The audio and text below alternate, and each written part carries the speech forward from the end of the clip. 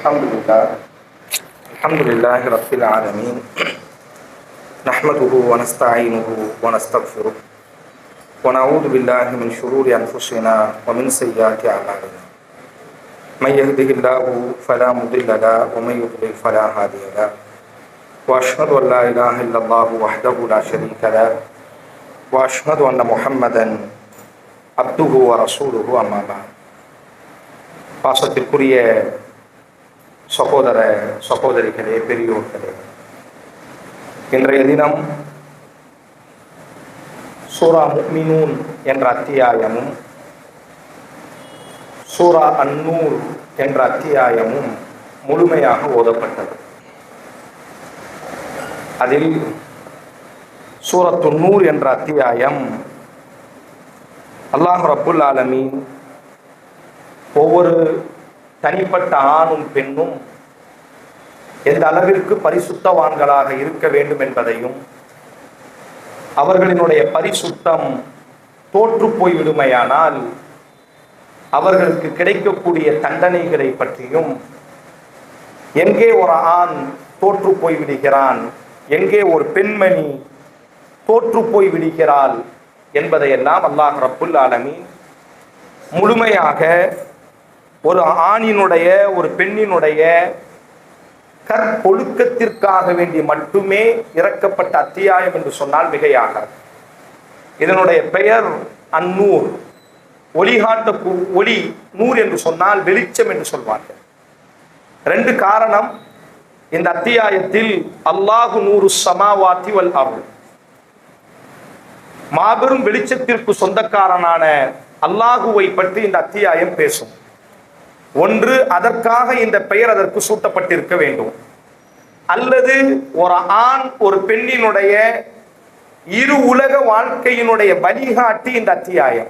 அதனால்தான் உமர் ரலியல்லாஹு அன்ஹு அவர்களினுடைய ஆட்சியின் பொழுது எல்லா இடத்திற்கும் அவர்கள் எழுதி அனுப்பினார்கள், அல்லிமு நிசாஅக்கும் சூரத்துன் நூர், உங்கள் வீட்டு பெண்களுக்கு சூரத்துன் நூரை கற்றுக் கொடுங்கள் என்பதாக உமர் ரலியல்லாஹு அன்ஹுவினுடைய ஆட்சியின் பொழுது சில பல இடங்களில் கட்டளையாகவே இட்டிருக்கிறார்கள். உங்கள் வீட்டு பெண்களுக்கு நீங்கள் சூரத்துன் நூரை கற்றுக் கொடுத்தே ஆக வேண்டும் என்பதாக உமர் ரலியல்லாஹு அன்ஹு அவர்கள் கூறுவார்கள். இந்த அத்தியாயத்தில் அல்லாஹ் ரப்புல் ஆலமீன் பெரும் பகுதி துரோகத்தை பற்றி அல்லாஹ் பேசுகிறார். இந்த அத்தியாயத்தினுடைய பெரும் பகுதிகள் துரோகம் இணைப்போம் என்று சொன்னால், துரோகத்தில் பல்வேறு துரோகங்கள் இருக்கிறது. அதில் ஆக மட்டகரமான ஒரு துரோகம், ஒரு ஆணும் ஒரு பெண்ணும் திருமண பந்தத்தில் இணைந்ததற்கு பிறகு நம்பிக்கை மோசடி செய்யக்கூடிய துரோகத்தை பற்றி அல்லாஹ் பேசுகிறார். ஒரு நபித்தோழர் சஹீஹுல் புகாரியில இந்த செய்தி பதிவு செய்யப்படுகிறது. இவருக்காகவும் கூட இந்த அத்தியாயம் இறக்கப்பட்டதாக சில வரலாறுகள் சொல்கிறது. ஒரு நபித்தோழர் ஒரு பெண்மணியை மனம் முடித்து மகிழ்ச்சியாக வாழ்ந்து வருகிறார். இப்போ ஒரு வீட்டுக்கு செல்கிறார். வீட்டில் போனோம் அப்படின்னு சொன்னா அவரினுடைய மனைவி வேறு ஒரு ஆணோடி தொடர்பிலே இருக்கிறார். இதை பார்த்த உடனே அவரால் சகிக்க முடியல. கண்ணீரோடி கவலையோடி வீட்டை விட்டு வெளியே வந்துட்டார். வந்து தன்னுடைய உறவுக்காரர் சகுல் அடைக்கிறார். சகுலுங்கிறது அவரினுடைய உறவுக்காரர். அவர்கிட்டையும் இவரால் சொல்ல முடியல. இதை எப்படி சொல்ல முடியும் ஒரு ஆணால? நான் வீட்டுக்கு போனேன், என் மனைவி வேற ஒருத்தரோடு இருக்கிறத நான் பார்த்துட்டேன், யாராலையுமே சொல்ல முடியாது. அப்ப அந்த சகுலை கூப்பிட்டு சொல்றாரு, நீ ரசூலுல்லாஹி ஸல்லல்லாஹு அலைஹி வஸல்லம் இடத்துல செல்லணும், ஒரு விஷயத்தை நீ கேட்கணும்.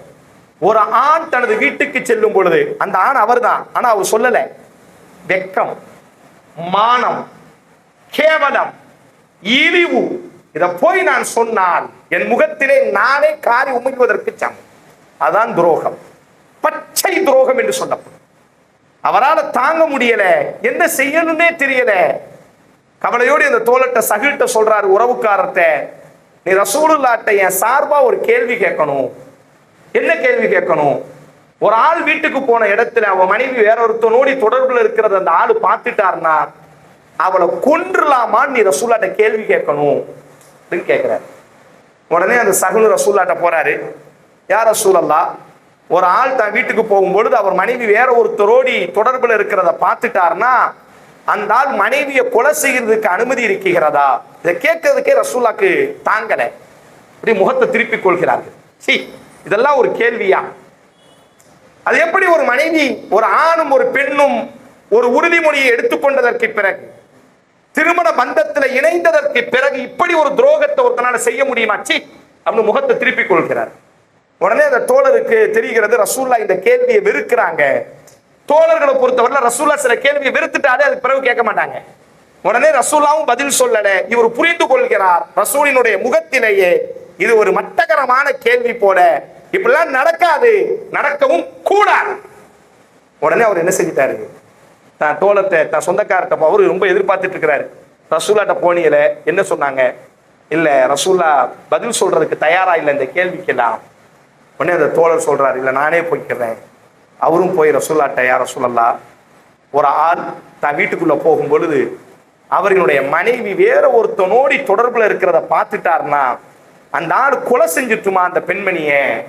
அந்த ரோஷம் ரசூல் ஸல்லல்லாஹு அலைஹி வஸல்லம் கேட்கறதுக்கே அவமானப்பட்டு குனிகிறார்கள். உடனே அல்லாஹ் ரப்புல் ஆலமீன் இந்த அத்தியாயத்தை இறக்கிறார். வல்லதீன யர்மூன, அல்லாஹ் அந்த அத்தியாயத்துல பேசுறான். ஒரு கணவன் தன் மனைவியின் மீது இந்த குற்றச்சாட்டை வைப்பார் என்று சொன்னால் எல்லா சட்டமும் அல்லாஹ் சொல்லியிருக்கிறான். திருமண விபச்சாரம் செஞ்சா அதற்கு என்ன தண்டனைன்னு அல்லாஹ் சொல்லியிருக்கிறான். ஆனா இதுக்கு மட்டும் அல்லாஹ் தண்டனையை சொல்லவே மாட்டான். உலகத்துல இதுக்கு தண்டனையே கிடையாது. ஒரு பெண்மணியோ அல்லது ஒரு ஆண்மகனோ திருமணத்திற்கு பிறகு வேறு ஒருவரோடு தொடர்பில் இருப்பார்களே ஆனால் அதற்கு உலகத்தில் மனித வர்க்கத்தினால் தண்டனை கொடுக்கவே முடியாது, கொடுக்கவும் கூடாது. இதுதான் சட்டம். மற்றதுக்கு திருடுனா அதுக்கு ஒரு சட்டம் இருக்கிறது, அரசாங்கத்திற்கு இஸ்லாம் சொல்லும். அதே போன்று மது அருந்தினால் அதற்கு ஒரு சட்டம் இருக்கிறது. விபச்சாரம் செய்தால் திருமணத்திற்கு முன்பாக அதற்கு ஒரு சட்டம் இருக்கிறது, சாட்டையடியால் அடியுங்கள் என்பதாக. ஆனா ஒரு கணவன் தன் மனைவியை இந்த சூழலில் பார்த்து விட்டால், தான் வீட்டுக்குள்ள போகும் பொழுது மனைவி இன்னொருத்தனோடு தொடர்புல இருக்கிறார், அல்லது மனைவி கணவனை இதே சூழலில் பார்த்து விட்டால் அதற்கு அல்லாஹ் இறக்கிய தனி சட்டம். அல்லாஹ் ரப்புல் ஆலமீனுடைய தூதருக்கு அல்லாஹ் இறக்கினார். அவங்க ரெண்டு பேரையும் கூட்டுவாங்கன்ட்டாங்க ரசூலுல்லாஹ். அப்பதான் அந்த தோழர் சொல்றாரு, அது வேற யாரும் இல்லை, நான் தான், என் மனைவி தான் இந்த கோலத்துல நான் பார்த்துட்டேன். உடனே ரசூலுல்லாஹ் சொல்லுவாங்க, உங்க மனைவியை கூட்டுவாங்க சபைக்கு அப்படின்னு சொல்லுவாங்க. ரசூலுல்லாஹ் அந்த அம்மாட்ட கேட்பாங்க, உங்க கணவர் இப்படி ஒரு குற்றச்சாட்டு உங்கள் மீது சொல்கிறார், உண்மையா என்று கேட்பார்கள். அந்த பெண் சொல்வாள், இல்ல நான்லாம் அப்படிப்பட்டவா கிடையாது, நான்லாம் அந்த தப்பு செய்யல, ஆனா உண்மையிலேயே செய்திருக்கிறார். சொன்னவர் நபி தோழர். ஆனா அவ சொல்வா, இல்ல நான் செய்யல. அப்ப அல்லாஹ் சொல்வான், நீங்க ரெண்டு பேரும் என்ன செய்யணும்னா நாடு மட்டும் சத்தியம் செய்ய வேண்டும். அந்த பெண்மணி முதல்ல சத்தியம் செய்யணும்.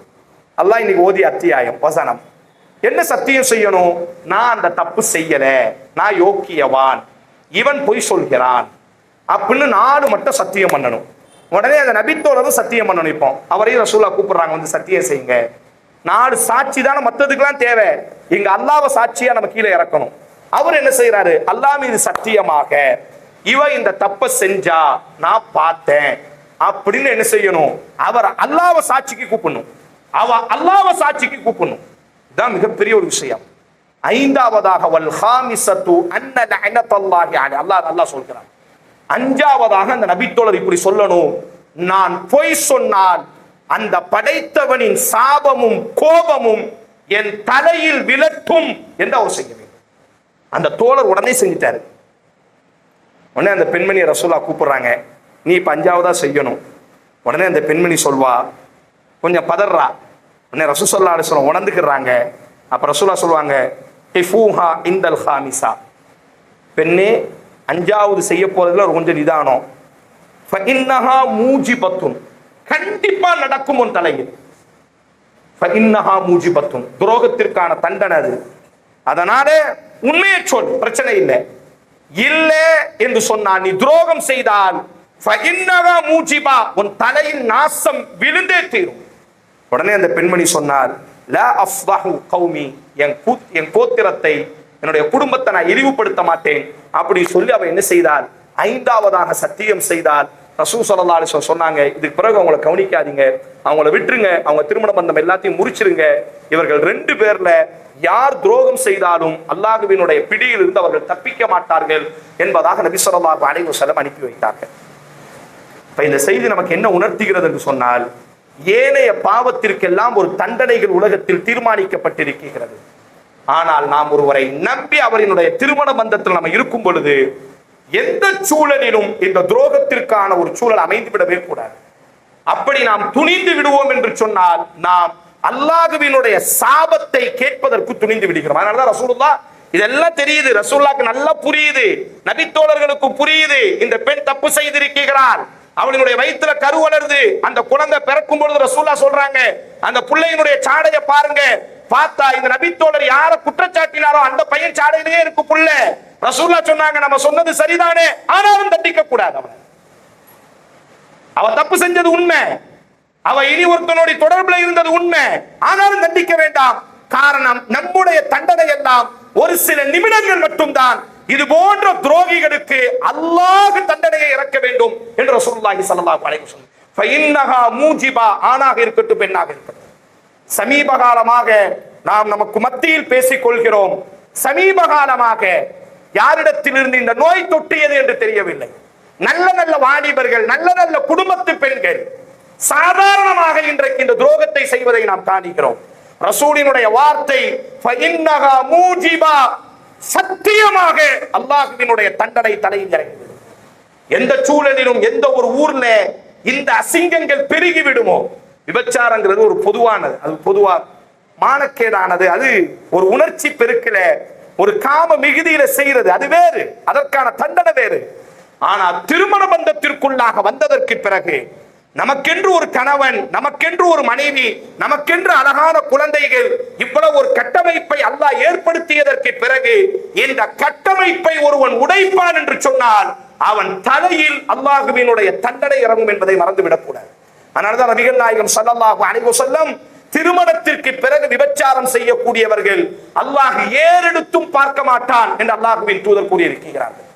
பாதலாளின் அன்பான சகோதர சகோதரிகள், இதுல ரொம்ப ரொம்ப தெளிவாக இருக்க வேண்டும். தனிப்பட்ட முறையில் ஒரு ஒழுக்க ரீதியாக எந்த நேரத்திலும் இந்த சிந்தனையிலிருந்து நாங்கள் மாறிவிடக் கூடாது. அதற்கு அல்லாஹ் ஒரு காரணத்தை சொல்றான். நாம ரொம்ப பரிசுத்தமாக இருப்பதற்கு இந்த அத்தியாயத்திலேயே அல்லாஹ் ஒரு வழிமுறையை சொல்கிறான். ஆணுக்கும் பெண்ணுக்கும் குல்லில் முஃமினீன குல்லில் முஃமினாத்தி. குர்ஆனோடு தொடர்பில் இருப்பவர்களுக்கு தெரியும், பொதுவா அல்லாஹ் ரப்புல் ஆலமீன் யா அய்யுஹல்லதீன ஆமனு என்றுதான் சொல்வான். ஆனா எதில் மனித சமூகம் ரொம்ப கவனம் செலுத்த வேண்டுமோ அதுல அல்லாஹ் தன்னுடைய ஸ்லாங்க கொஞ்சம் மாற்றுவான். ஓ ஆண் மக்களே, ஓ பெண் மக்களே என்று அல்லாஹ் ரப்புல் ஆலமீன் என்ன செய்கிறான், ஈமான் கொண்ட ஆண்களே, ஈமான் கொண்ட பெண்களே என்று அல்லாஹ் அழைத்து இருவருக்கும் அல்லாஹ் சொல்லக்கூடிய கட்டாய கடமை, அல்லாஹ் சொல்லக்கூடிய உபதேசம், இந்த அசிங்கங்கள் நம்மிடத்தில், நம் குடும்பத்தில், நம்முடைய ஊரில் இருக்காமல் இருக்க வேண்டுமே ஆனால் அதற்கு அல்லாஹ் தரக்கூடிய ஒரு அழகான வழிமுறை, பார்வையை தாழ்த்துங்கள் என்று அல்லாஹ் சொல்கிறார். அது ஆணா இருக்கட்டும் பெண்ணா இருக்கட்டும், அல்லாஹ் ஆணுக்கும் பெண்ணுக்கும் ஒரு தூரத்தை வச்சிருக்கிறார். சமீப காலத்துல தௌஹீதின் பெயரால் அந்த தூரங்கள் உடைக்கப்பட்டது. தௌஹீதின் பெயரால் அந்த தூரங்கள் எல்லாம் சிதைக்கப்பட்டது. பல நல்ல எழுச்சிகளும் உருவாகி இருக்கிறது. என் தாய்க்கும் என் பாட்டிக்கும் நாம் நம்மோடி பேசிக்கொள்வோம். இந்த அளவிற்கு மார்க்கத்தினுடைய அறிவு கிடையாது, ஆனால் பரிசுத்தவான்கள். அவங்களுக்கு பெரிய அளவுக்கு மார்க்கம் தெரியாது, ஆனால் என்னுடைய தாய், என்னுடைய பாட்டி, என்னுடைய முன்னோர்கள் இந்த அளவிற்கு ஹிஜாபை பேணியதில்லை தான், இந்த அளவிற்கு குர்ஆன் சுன்னாவை நூல் பிடித்து பின்பற்றியதில்லை தான். ஆனால் சத்தியமிட்டு சொல்ல முடியும், அவர்கள் கற்பொழுக்கத்தினுடைய அரசிகள். ஆனா இன்னைக்கு சொல்லக்கூடிய இடத்துல உட்கார்ந்து இருக்கிறோமா? மார்க்கம் இன்றைக்கு அதிகம் பேசப்படுகிறது. மார்க்கத்தினுடைய சட்டம் எல்லோருக்கும் தெரியும். யாருக்கு தெரியாது இந்த அசிங்கத்தினுடைய கேவலத்தை பற்றி? எந்த ஆணுக்கு தெரியாது, எந்த பெண்ணுக்கு தெரியாது.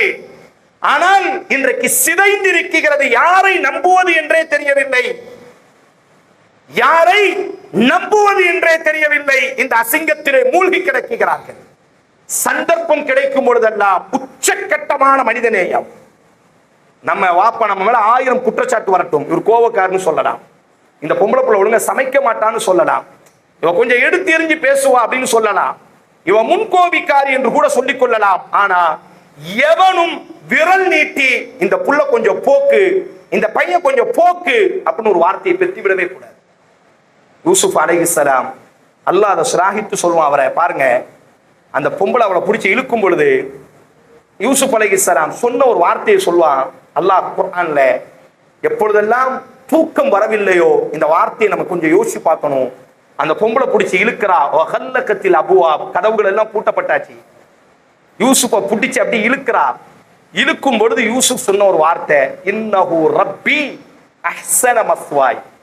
ஏன்னா யூசுப் அடிமையில, எகிப்துல அடிமையா இருக்கும் பொழுது எந்த பொம்பளை பிடிச்சி இழுக்கிறாளோ அவளினுடைய கணவன் தான் யூசுப் அடிமையில இருந்து மீட்டு கொண்டு வந்தவர்.